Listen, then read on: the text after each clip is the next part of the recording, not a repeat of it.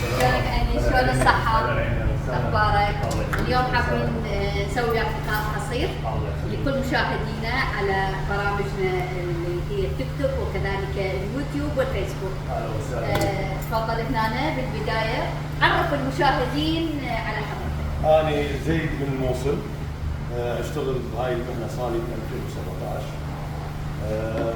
بالبولش وبالنادي السيراميك السيارات. هاي شغلنا كلش مرتب يعني من الموصل معروف ما شاء الله. وعندنا نشتغل طبعا الخشن اول شيء السيارات مثلا التعبان بولش خشن امريكي طبعا. نشتغل اول قاط وبعدين شلون البولش الخشن شنو حتى انا يعني ما عندي فكره. هذا البولش الخشن اذا كانت خدوش. نعم. اذا كانت خدوش بيه هوايه تمام هذا القص ما فول. نعم. اذا خدوش هوايه حفر تروح بهذا البولش. بعدين المرحله الناعم التلميع راح يصير هذا يصير اقل. لا خلينا نشوفون المشاهدين هذا طبعا مو اي واحد اذا ما عنده خبره صعب انه اكيد ما اي واحد يمسك الجهاز هذا الكوسرة ويشتغل لانه يصير مشاكل، يصير دوائر، يصير اثار الكوسرة. يعني اليوم اشوف هواي محلات بولش بس حقيقه يعني افتقر الى شغله انه انا شلون اعرف انه هذا الشغل صح ولا لا؟ انا اسلم سيارتي وامشي. صح انت ما حتعرفين اكيد ما حتعرفين والزبون يجي ما يعرف سيارته. اكو فرق لازم يصير فرق حتى لو قسطه مو مربوط يعني اكو فرق لان المواد اللي عم تجي وكوسرة اكيد تنطي لمعه تنطي هذا الزبون ما يعرف. لكن الا اذا واحد ابو مصلحه يجي يعرف انه هذا شغله ما تمام. يبين بالشمس اذا تجي اشعه الشمس عليه يبين اثار كوسرة يبين شخوط بعد ما راحت والملمس مالته بس اللي يسلم سيارته ويمشي. خلينا نشوف شغلك. يلا هسه راح تيست نشوف. هذه الآلة شلون هاي منو يعني تستوردوها لو منين؟ هاي موجودة صيني اكو نوعيات بس الصيني هسه يعني زين هاي مشينا تقريبا سنتين. الصيني؟ ايه على السيارات يعني زومنا مصورنا على الآلة.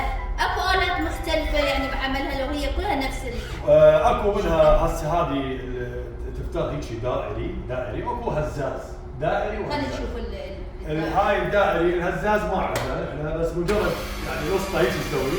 هاي الحركات صارت نفس الهزاز. لازم يسيطر على اجربها. لا هي صعبة بس انا متعود عليها. هي صعبة. ثاني لو ثقيلة؟ اجرب اخليك شيء على اقل صوت. خلي اجرب مشاهدينا. والله هي ثقيلة انت خليها شيء عدل ولازم ارزنها؟ دزيها بس على كيفك لازم شوي عدل.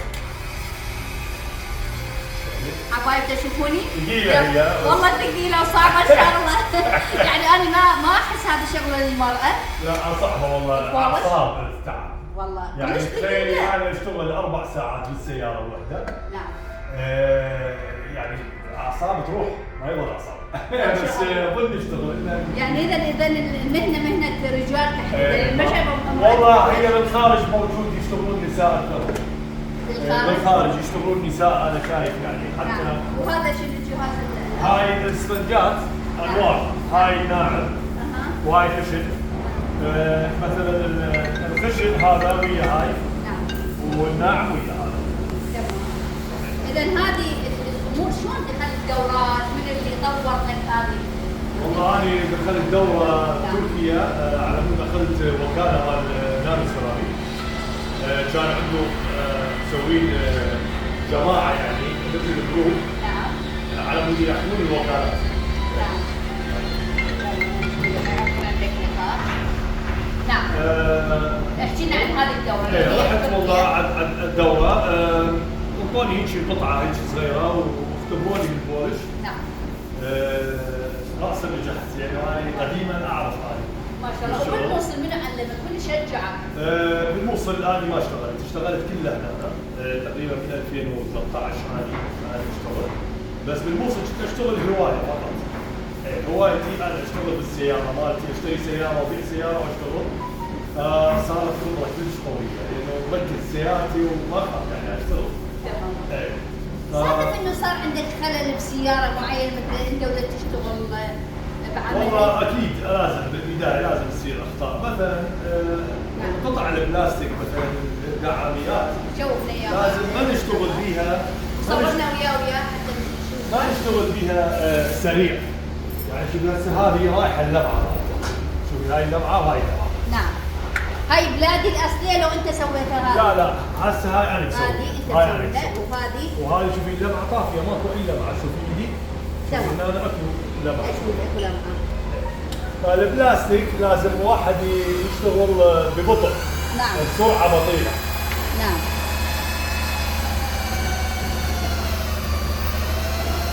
يعني لازم بطيء على كيفك بالشغل. نبور بلاستيك، لانه ممكن تاذي البلاستيك يموت بسرعه، وهاي حراره تصير فيه.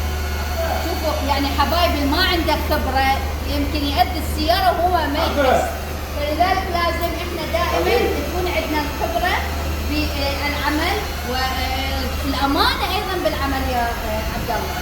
نعم. هذا بلاستيك وهذا بعد عندنا هذا ايضا بلاستيك. هذا بلاستيك. هسه شوف حشوفك الفرق. شوف الفرق. اللمعه هيك مبدئيه. نعم. وحمسح لك اياها وحشوفك انه الفرق راسا يعني. تمام. لاحظوا فعلا بين الفرق. صارت تقريبا نفس الفوق. تمام. زين يعني اذا نرجع لمكاننا حتى الاناره تصير بوجهنا بالتصوير. الاماكن المناطق السوداء ايضا نفس عمليه البولش تكون هذه المناطق. طبعا البلاستيك هاي هسه القطعه على كيفي. هاي القطعه اتعنى بيها. الحوافي هذول عندك البلاستيك هذا اذا ينطخ بهاي الجهاز يأذيها راسا. انا ما يعني انا متعود ما اخذ ايدي. اكو عالم مبتدئين انا افضل انه يحط شريط لاصق هنا حتى لا يأذيها، لان انا متعلم ما اطخها نهائيا مستحيل يعني. شوف انا هسه يعني خليتني اوصل لمرحله انه فعلا مهنه تحتاج الدقه تركيز والخبره. طبعا. يعني احنا اليوم نشوف شباب صغار بالعمر دا يشتغل بولش وماشيه اموره، لكن مساوئ السياره اللي تتعرض لها كثير اللي ما يعرف بخبره. كثير اثرت عندك اثار الطريق، هاي الحصو اللي بالطريق، هاي الفرق اللي على الدعاميه، عندك هذا الماء العصافير. مشكله هذا يبقى بالسياره، سياره جديده ما اخذها، اذا بقى 3 ايام ما غسلها راح السموم. لازم يلحق على روحه يسوي. انا تعرضت لهذا الشيء يا عبد الله، صديقتي سوريه اشتريت السياره، ايش سوت؟ ضربتها بالبياضه. البياضه وين؟ ظلت هنا بالوسط، مو ضربت التاير، ضربت يدي، انا ظليت تقريبا اسبوعين يا تموز. فاللون ما راح، هذا يروح بالبولش. يعني ان شاء الله يا ربي يعني ان شاء الله، لان قالوا هاي صايره بالصبغ ان شاء الله تنفع هذه الشغله. نصيحه للشباب اليوم اللي قاعدين بالبيت، اللي يقول ما عندي شغل، ممكن يجي على عبد الله ويدخله دوره تعليم. ممكن يكسب اجر هالشباب. ما عندي مشكله. اللي عنده هوايه، اللي عنده اي ملاحظه وعنده يريد يشتغل او يتعلم، هاي المهنه انا ما عندي مشكله. انا اعلم. شهادتك شو اللي قلت من؟ هاي من تايوان، باخذ شهاده. نعم. وكيل حصري. تايوان. وكيل حصري من شركه كيومونت اربيل. موجود هذا الفرع بالبصره، بغداد موجود، موجود بالنجف وموجود فقط 4 محافظات. هاي بالعراق، اما خارج كوكلاء.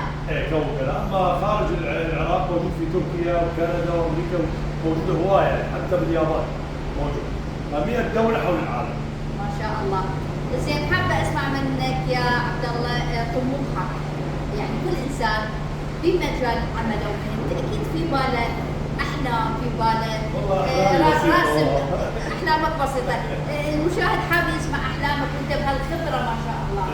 والله امنيتي مثل هذا المحل، يعني مو وايد اكبر، نفس هذا المحل يكون ارض ملك، يعني واحد يعني ما يجي جار، حتى واحد يشتغل يعني مركز، لان انا اركز هوايه بالشغل، يعني كانه سيارتي. ساعات هذه اكيد تاخذ ساعات. كانه هاي سيارتي. تركيز عين.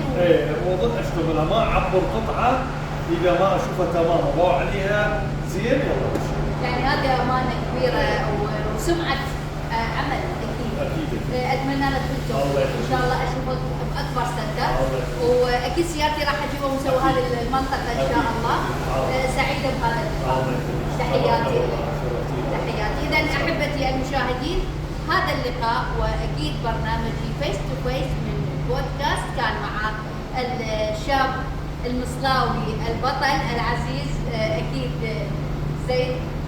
زين من مدينة الموصل، وتحديدا من حي العربي. تحياتنا إليك ولكل أهلنا بالموصل الحبيبة، نورتنا. إذا أحبتي نلتقي في لقاء آخر. شكرا لكم.